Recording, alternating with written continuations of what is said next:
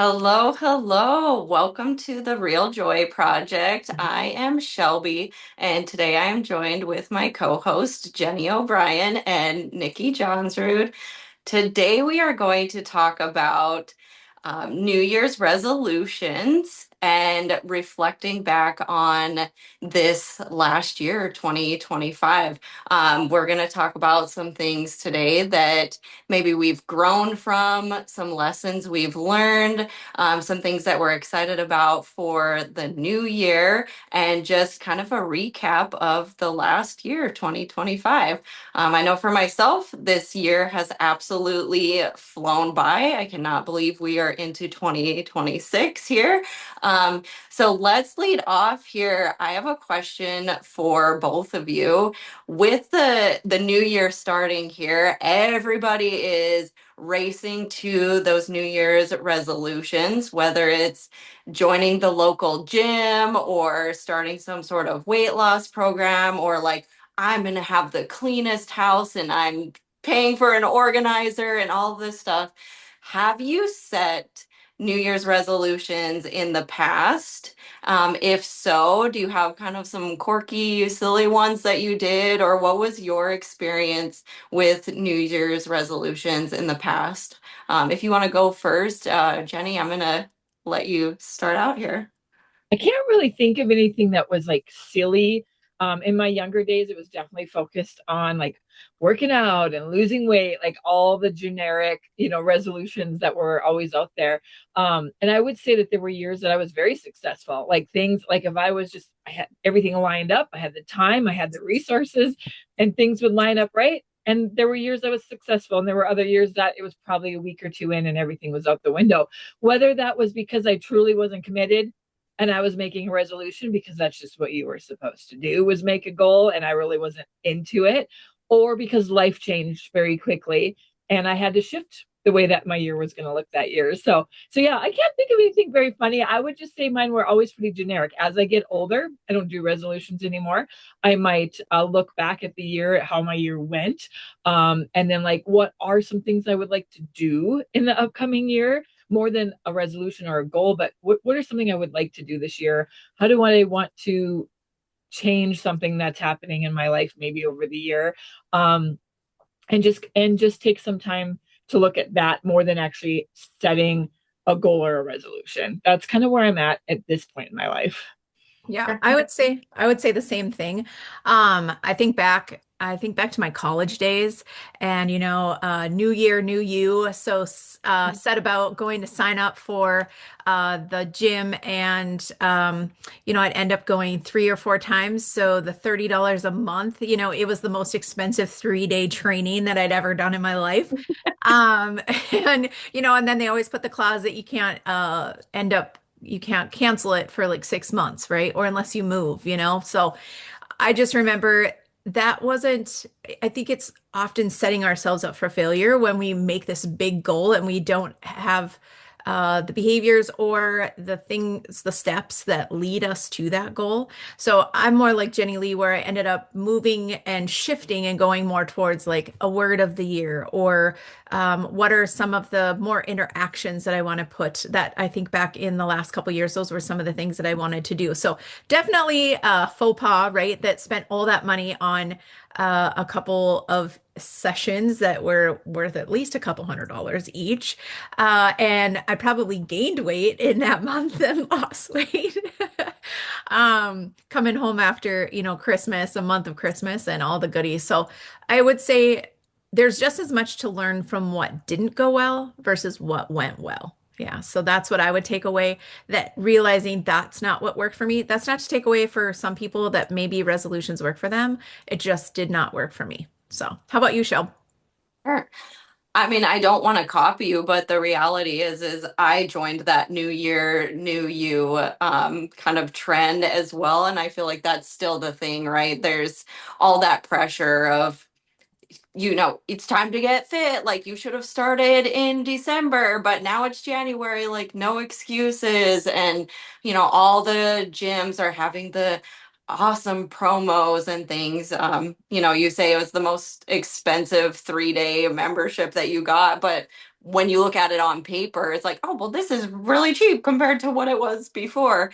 Um, so I definitely felt that pressure that it's like it is the new year and like everybody and their dog are going to the gym and like this is the year that they're gonna make the best, healthiest choices. Um, I don't know that it was around New Year's, but I feel like it probably was because this was one memory that came to mind that wasn't gym related. I feel like there was a year that I like dyed my hair red. And for those of you that didn't know me, like in college, I kind of had my phase where, I got bunch of like blonde highlights and all that. My hair just kept getting lighter and lighter and lighter. And then I was like, I need more of a change. And so there was definitely one year I'll have to go back to like my Facebook memory photos. And see, but I definitely rolled into a new year with like red hair. So I think just that you kind of crave like that physical and like exaggerated change, like a really big change at the beginning of the year, because that feels like it's the most impactful. So I think for me over the years, I've learned like you don't need this drastic change, like all of a sudden you've never been to the gym in your life and like you're gonna be a gym bunny now. I've learned that what are some things that I can do that are sustainable, but take the growth from the year before and make those changes and apply that to that sustainable ongoing goals for the rest of the year. So maybe not making it as dramatic, but more doable for life instead. Yeah. And I think that's kind of what we're here to talk about today is really, I think you hit the nail on the head there, Shelby, that's so much of the social media or on TV or whatever, wherever we're seeing it, we think that, we just have to follow these simple steps and we're going to look and feel like that. And, maybe, maybe not, right? So I think the reason why we wanted to have this conversation is that if that's what works for some people, that's great. But really starting to, instead of just like telling ourselves, well, that sucked. I screwed that up. I didn't make it to the gym. I spent all that money on nothing, basically. And so now what? Now I have this negative sense of self. And now I'm even worse off than I was when I decided to go to the gym and get that membership. So I think what we're talking about is really if that's not something that works for you, that's okay, because all three of us here on the screen are saying the same thing. Okay, so look at it from a different view, right? Looking at it in the sense of, let's take stock. How many of us, there's like the spring purge, or sometimes like when you're getting ready to decorate your house or different things like that, you do this purge. You take things out and you get rid of them, the one thing in, one thing out, whatever. And we do that for a lot of things, whether it's our house, we go through our closets, we go through our kids' closets, the playrooms, let's just, all the different places, right? I don't know that my husband's ever done that in the garage, but I digress. So for us, I think that's the same thing I would like people to think about is take stock or take inventory of where you are. This actually came about because all three of us were talking about this not so long ago, asking, well, how do we know if we have made progress on the journey that we're on? Where were we and where are we going? And sometimes we know that we want to get to that dot up ahead, but we don't necessarily know how to get there. And when we think about it just in general, like, have you made progress? Well, I hope so. I don't really know.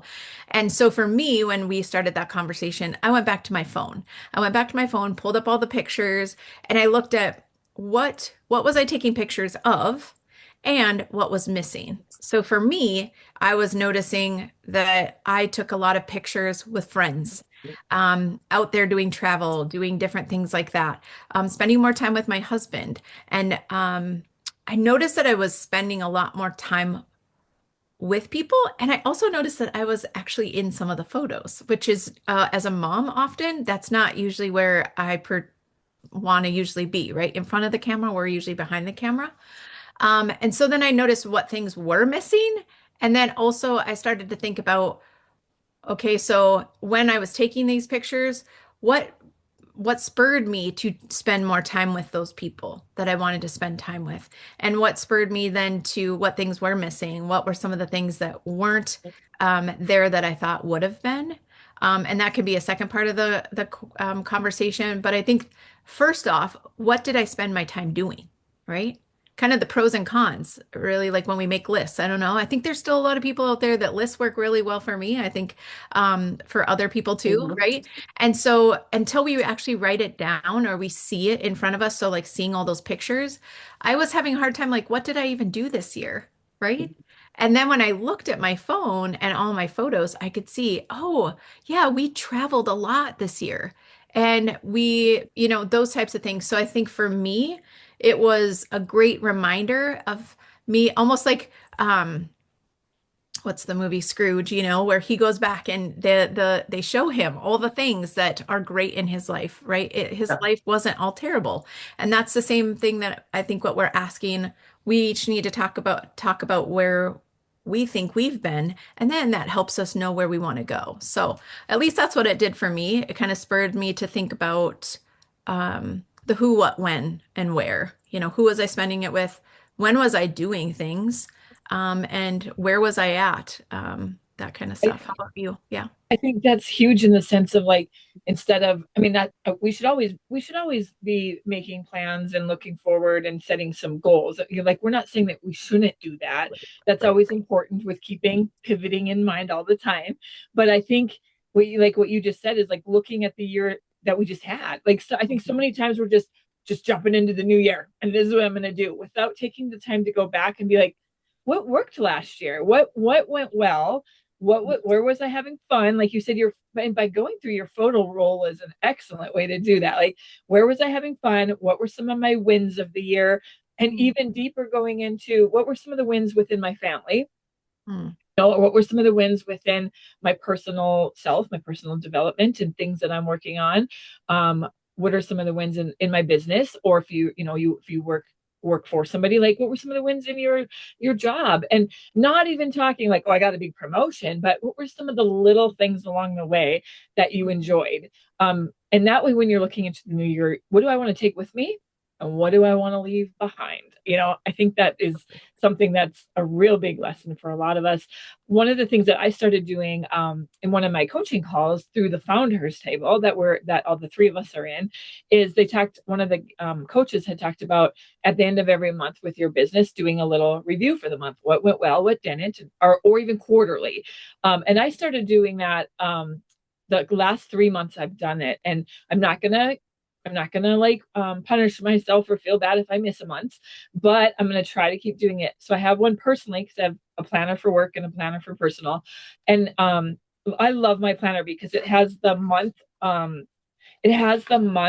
available, or like the calendar, and then it has a page behind it that is pretty much blank. Like you can write your goals and things. And so I've been writing the wins, or like what fun did we have this month, or what were my wins personally, and then I do it for my business. And like I put little things in there, like um my youngest daughter had her first college tour last month, or I was walking without foot pain. That's one of the wins I put down.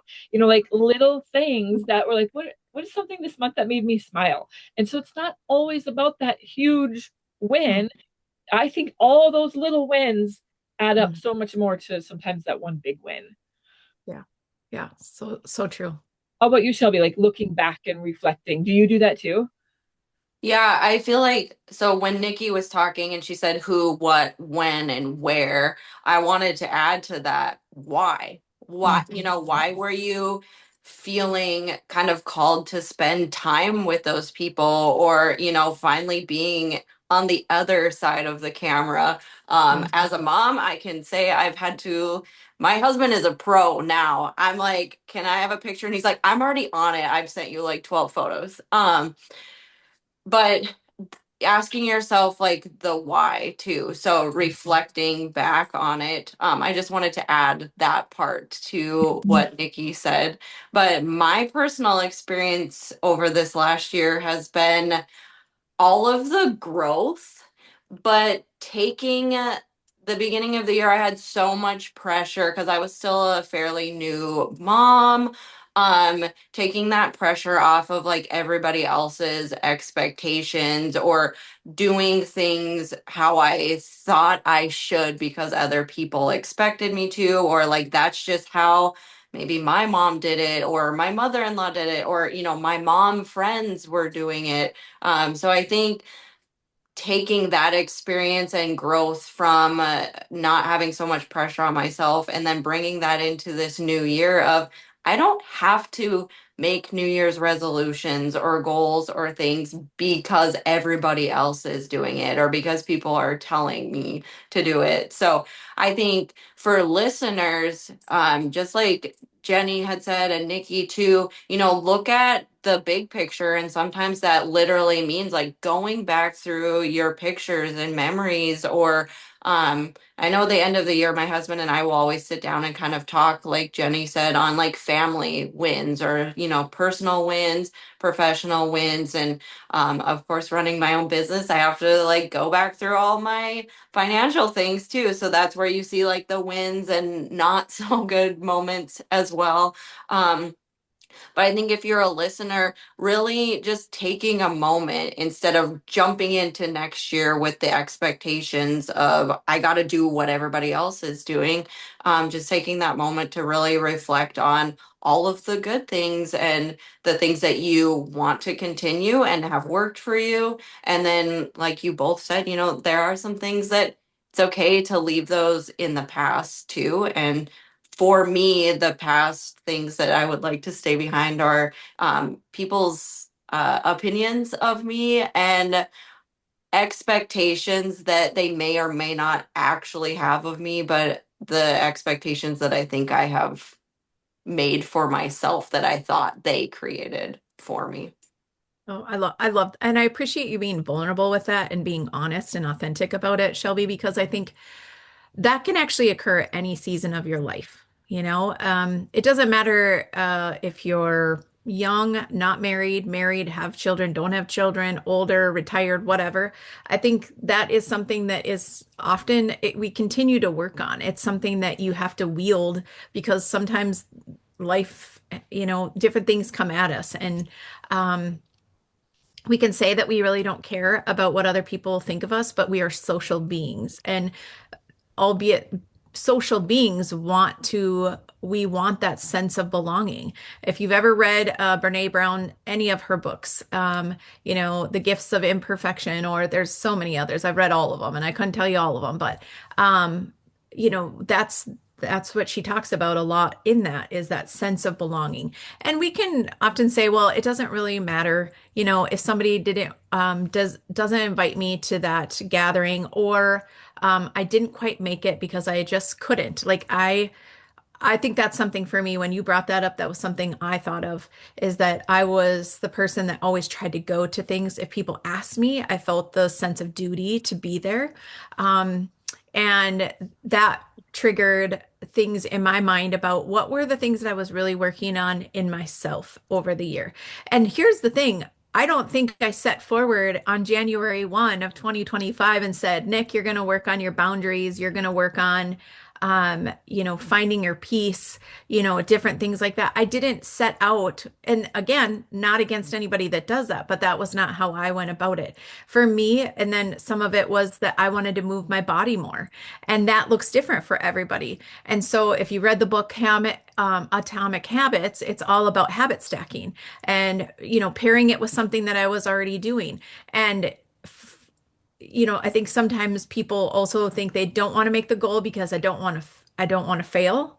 But we all have little goals. Like if your goal is just to get out of bed or, get out of bed and then do something else, every day you might not reach that goal. But I used to tell my kids, you don't go to school to know it all. You go to school to learn. And Mhm. so that is even things I've had to remind myself. This is something that I'm trying to do differently, and it's going to take time to figure out how that looks and feels like for me. So when you said the why, as I shared with you guys right before we got on here, at the beginning of the year, and it wasn't just at the beginning of the year, it's probably been a year and a half, 2 year process of me really working on those boundaries. And what I mean by that is I was the do everything girl. I was the yes girl. You called me, I'd make the things, I'd show up, I'd do all the things. And as I shared with you before, I like told my husband, I'm like, boundaries. I'm going up and I'm telling everybody, these are my boundaries. And he's like, I don't know that that's the way that you should go about that. Um, you know, and I was like, oh, are you? And I mean, that's just not my personality anyway. But then I was like, yeah, but I feel so empowered right now that this is what I've written them out and this is what I'm going to do. The whole point of writing them out, so that's where I liken it to the resolutions. The whole point of that was giving myself a vision of what I wanted. And so then going forward, I didn't have to tell anybody else because it didn't really matter about anybody else. It was that now I had the path of, or I don't know, the blueprint, so to speak. If you've ever listened to Terry Cole, she is phenomenal. She talks about having a blueprint, and that's with lots of different things in your life. And if you start to write them down, it could be just on a piece of a post-it note. And that's what then tells you these are the things I want. And I think we've talked about it a little bit before, but also I started to put on the things that I didn't want. And that was just as helpful for me to guide me, and I felt that was more helpful for me than having necessarily a resolution. And maybe the definition of a resolution, maybe that's exactly what that is. But for me, it was that blueprint or that plan that I felt like JennyLee was talking about pivoting earlier. And that, okay, so that's not necessarily working for me, whether it's 2 weeks into the year or 10 months, realizing, you know what, this isn't working. I can shift this. It's my life. I can make those changes. And I think when you were talking about it early, Shel, you talked about the people, the expectations and the shoulds, right? And we can get lost in the sea of shoulds. And, I think Jenny, I'm going to steal her saying, don't let the shoulds, SHIT on you, right? Yeah, don't get shoulded, Stop shooting on Yeah. yourself. Yeah. So, I mean, I think that's where it's really, I look at it as something, it's the possibilities, but also you're the person that is in the driver's seat. Nobody else is there. It's you. Well, and I wanted to talk more about that pivot too, is because we can set those, you said it earlier, like sometimes you set those goals at the beginning of the year or resolutions, and then when you don't hit them, now you tear yourself down inside because you didn't. And there's a reason that you didn't again. And so it's okay to pivot, whether that's January 5th or it's December 1st, because life changes. In those 365 days, you are not the same person you were on January 1st. And the what's happening around you is not the same as it was at that time. And so I think allowing ourselves to be able to pause, and we talk about the pause a lot, but to be able to pause and accept that, hey, it's okay. It's okay for me to change. What I thought I wanted has changed, and that's there's nothing wrong with that. You also said something about, like setting those goals and they might not work into your life later, or we set such big goals that we don't even think about, is this going to fit into my life? Like, I'm going to go to the gym. We use the gym because it's just something that is so common at the beginning of the year. This many days, and then you're on the second week and you're like, you never thought about, wait, I have to like take something away in order to put those hours in. I can't just like magically come up with 20 new hours a week. And so I think a lot of us, we forget to do that too, is like, okay, if you're going to add things, what are you going to remove? And that made me think about in our last in Nikki and ours last company, we were in a direct sales company, but one of our leaders talked about add, toss, save, and she would have us do this for our business. But I think even in our life, we're talking about this in the same way, just using different words. But what do you want to add into 2026? What do you want to save that was already there that's going good? And what are you going to toss? What are you going to get rid of? So as if it just is an easy way to think about that add, toss, save. Literally put 3 columns on the page and start writing it down in all the different aspects of your life. So, and then the other thing I thought is being patient, like being patient with yourself. And I'm going to go back to, like, I started hormone therapy a little over a year ago. And I remember sitting her in her office, and I was I had waited a long time and I had researched a lot whether I wanted to do this, but I had not felt like myself for a long time. And she's told me, she's like, it's going to take a while. It's going to be like 6 months before you're going to be like, I think we're getting there. And I remember thinking, I got all the time in the world because I'm tired of feeling like this. So, and it stuck with me when she said, be patient and give it time for us to figure out what is going to work for you. And then we might have to adjust. Obviously, we're going to have to adjust again because my body's not going to just stop at 47 and keep these hormones. Mhm. But her advice, giving me that advice right at the beginning, was one of the best things she could have told me. And I was like, all right. And I think same thing with our plans and our goals, and is being patient with ourselves. We teach our kids to be patient. We teach others. We ask for patience from others, but I don't think we're always patient with our own dreams and things. Yeah. Yeah. And here's what I, Yeah. go ahead, Shel, go ahead. I don't mean to like hound the why, but I think the why can really be that core thing to think about as, if you are somebody who's like, no, I want to do a New Year's resolution and have these all written out, and these are the things that I want to complete by the end of the year, and you want to start that gym membership, or, anything that you want to do. I think just sitting back and being true and honest with yourself and figuring out that why is going to help you. So, in those moments when you do have to pivot because life is going to change, you have something to lean on into, but more of an understanding of your goals too. It's a little bit different when it's coming from like, this is why I want to do something. And it's something that I've talked about even with my clients is, I get a lot of women who are coming to me with that kind of like New Year's resolution attitude, right? Like whether it's January 1st or it's a random Tuesday in August, they are coming to me because they finally have decided I want to make a change, right? But it's surface level of like, well, I just want to lose some weight, right? Or, something. I'll just use weight loss as an example. But when you really get down to the nitty gritty of like, why do you want to lose weight? Jenny talked about it. She was sick of feeling not like herself.